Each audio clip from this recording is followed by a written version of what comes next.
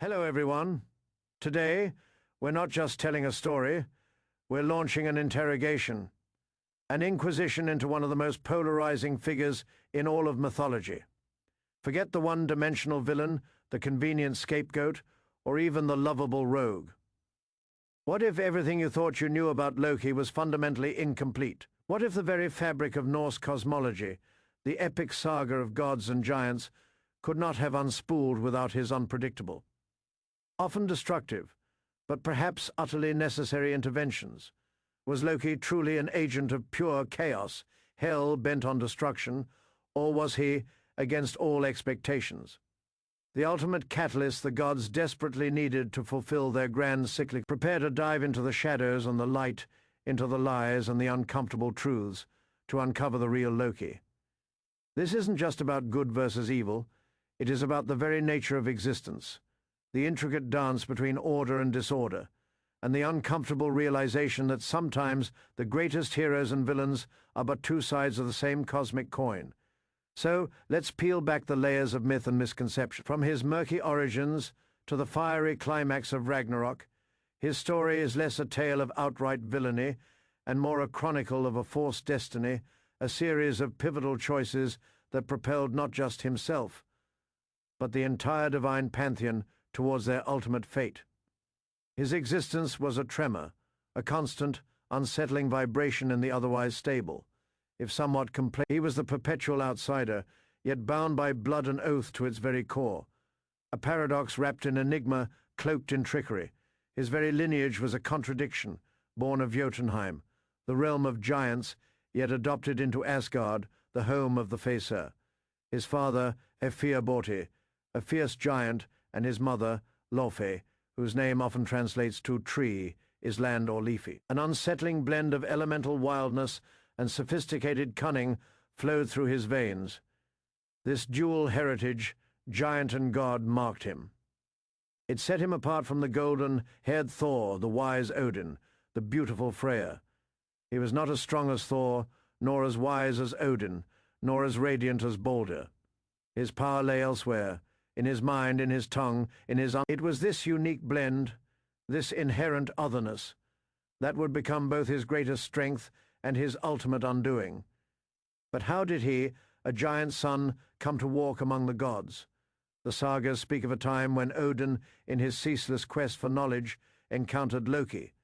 Perhaps in a moment of shared cunning, or a battle of wits, a bond was forged, a blood oath sacred. "Brother, you and I are bound by blood," Odin declared.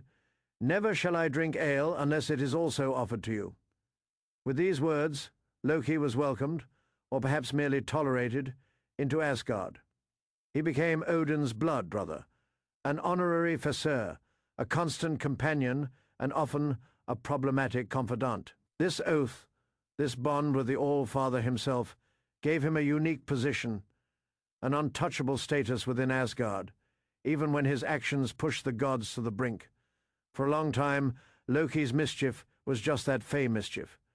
Pranks sometimes cruel, often inconvenient, but rarely truly catastrophic. He was the jester, the chaotic element that spiced up the divine. In fact, many times, it was his cunning, his unconventional thinking, that saved the gods from predicaments of their own making, or from threats posed by the giants. Consider the saga of the giant builder. Asgard was vulnerable. The gods, perhaps overconfident, perhaps just foolish, made a pact with a mysterious giant.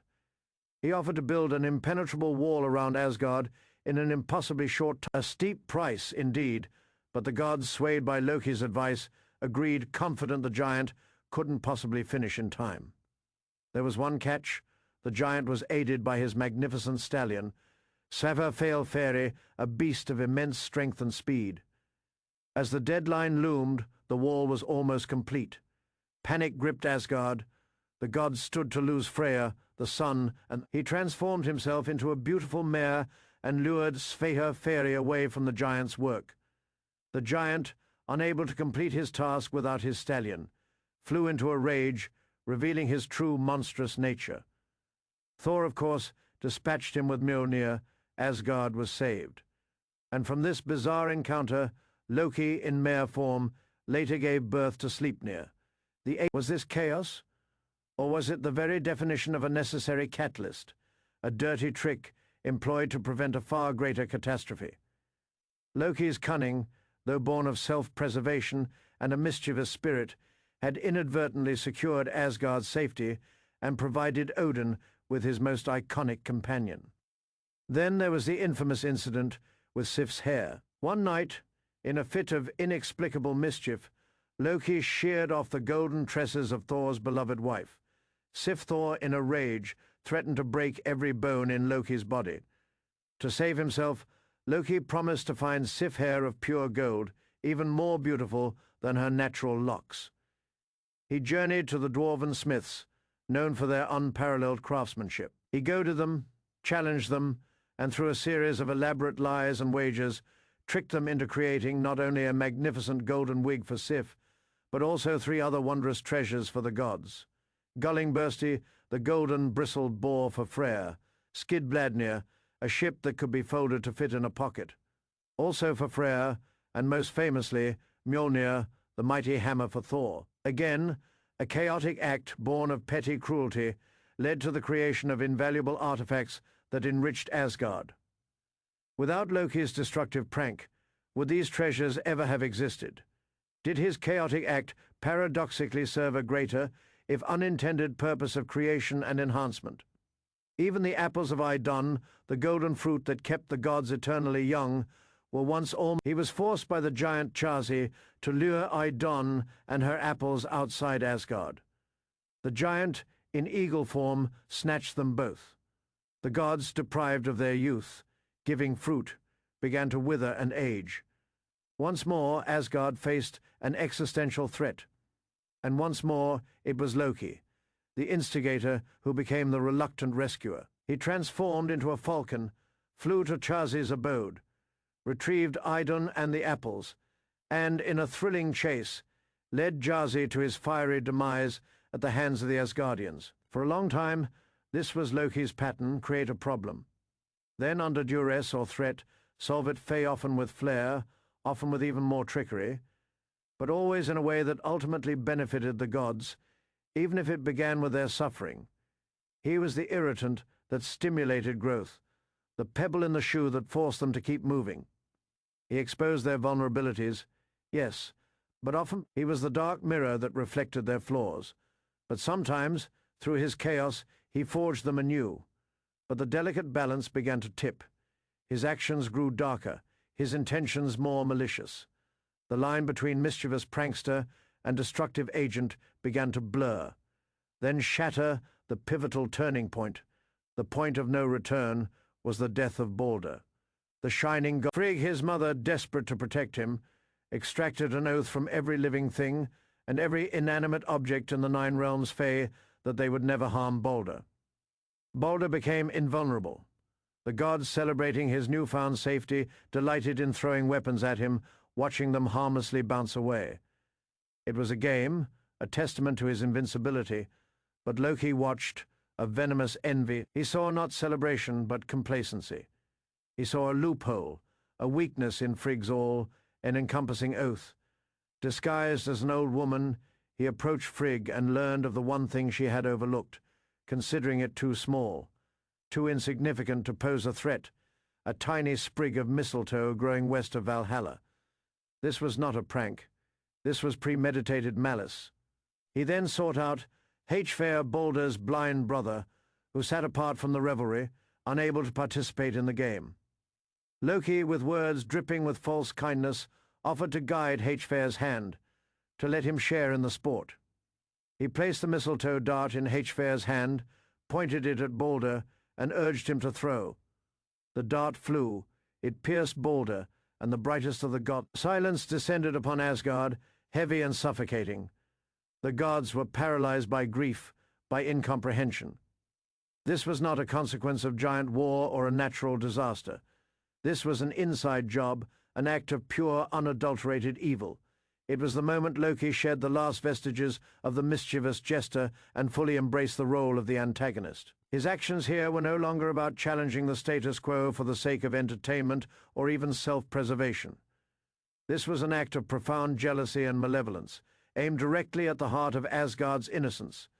When Hermod rode to Hel to plead for Baldur's return, Hel, the ruler of the underworld, Loki's own daughter, agreed on one condition: if every single living thing in the 9 realms wept for Baldur.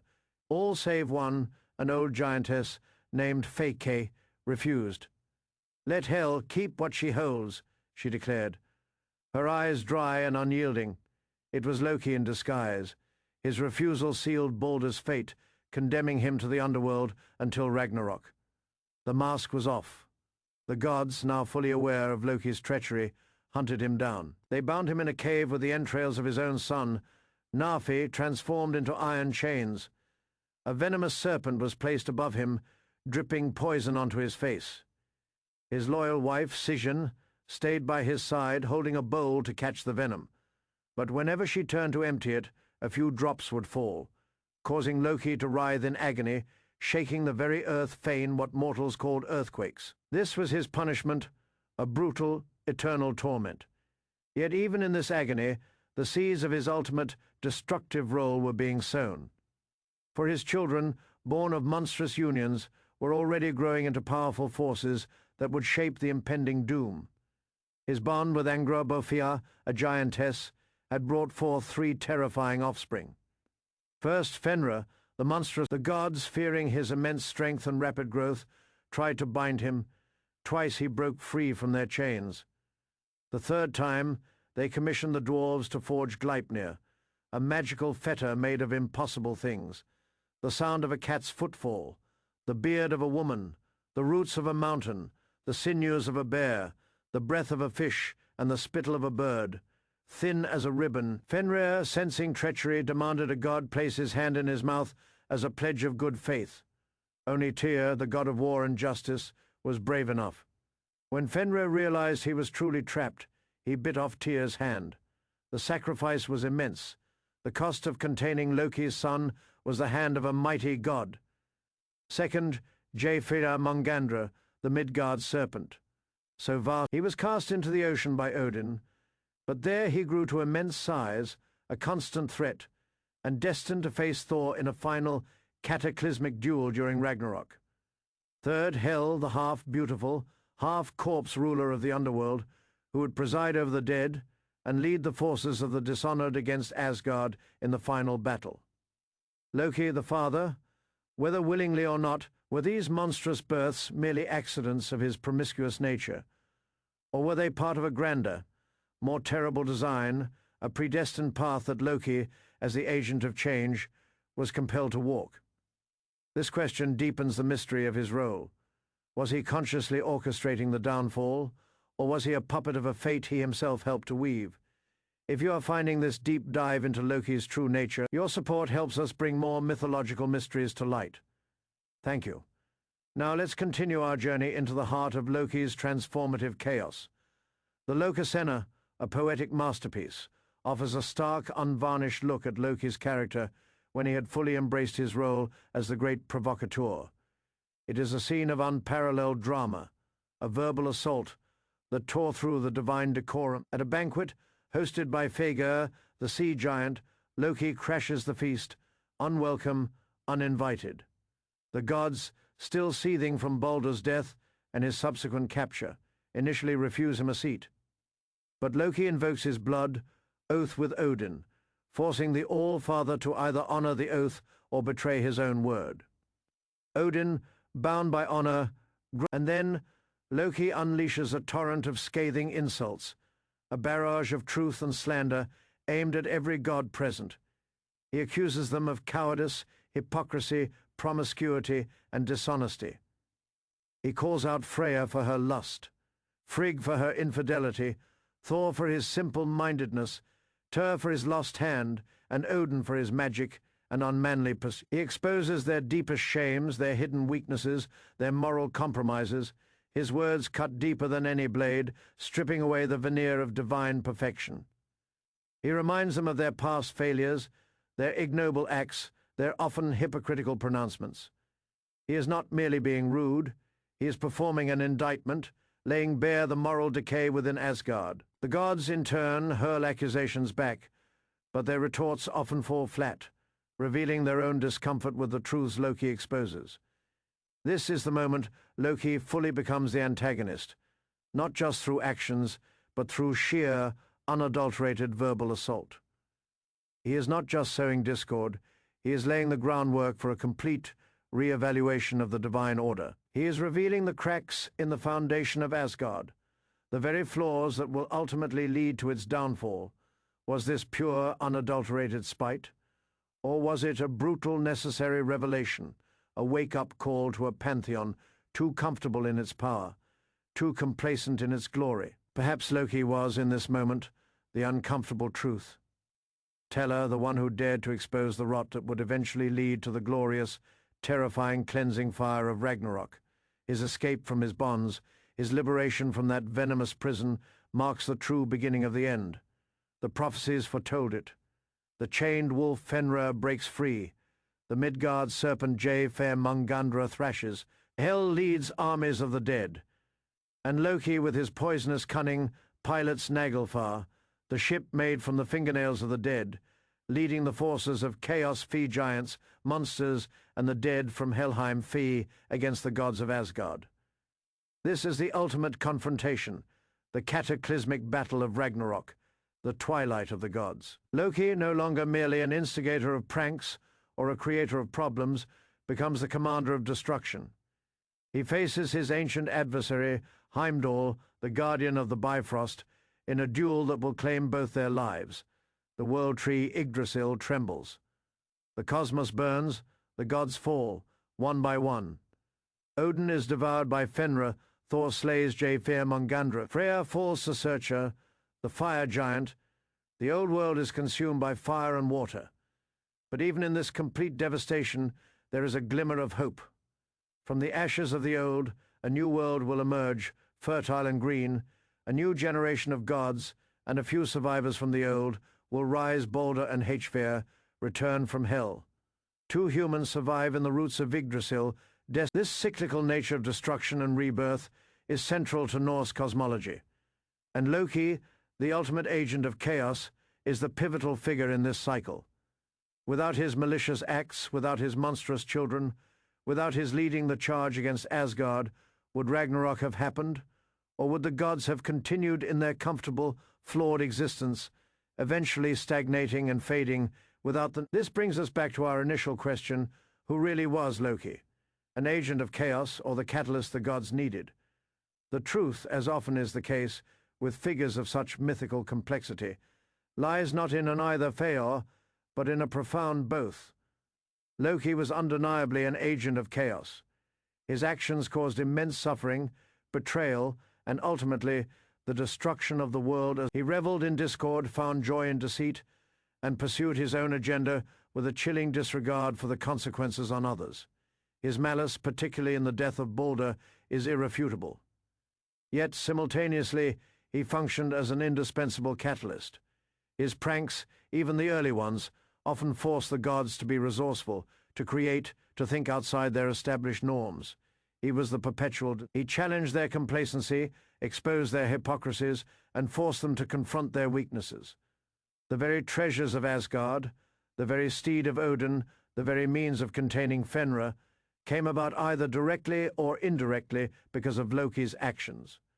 And most profoundly, his role in Ragnarok, while leading to immense destruction, also paved the way for renewal. He was the necessary villain, the dark force that drove the prophecy to its conclusion, clearing the stage for a new beginning in a world where destiny was largely predetermined.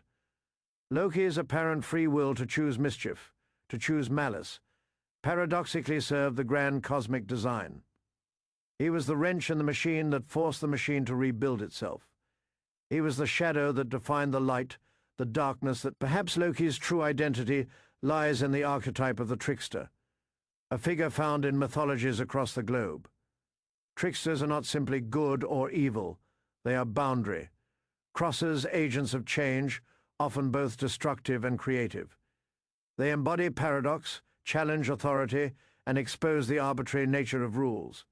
They bring about transformation through disruption. Sometimes Loki, then, was not merely a villain. He was the force of disruption essential for cosmic evolution. He was the fire that burned away the old to make way for the new. He was the mirror that forced the gods to confront their own imperfections. He was the catalyst that ignited the greatest, most tragic, and ultimately most redemptive saga in all of Norse mythology. So, the next time you hear the name Loki, remember, he wasn't just the god of mischief.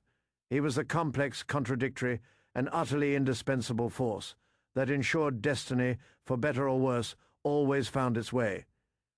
He was chaos, yes, but a chaos that was fundamentally woven into the fabric of creation, a vital component of the cosmic dance. That is all for today's video. If you like this video, please subscribe.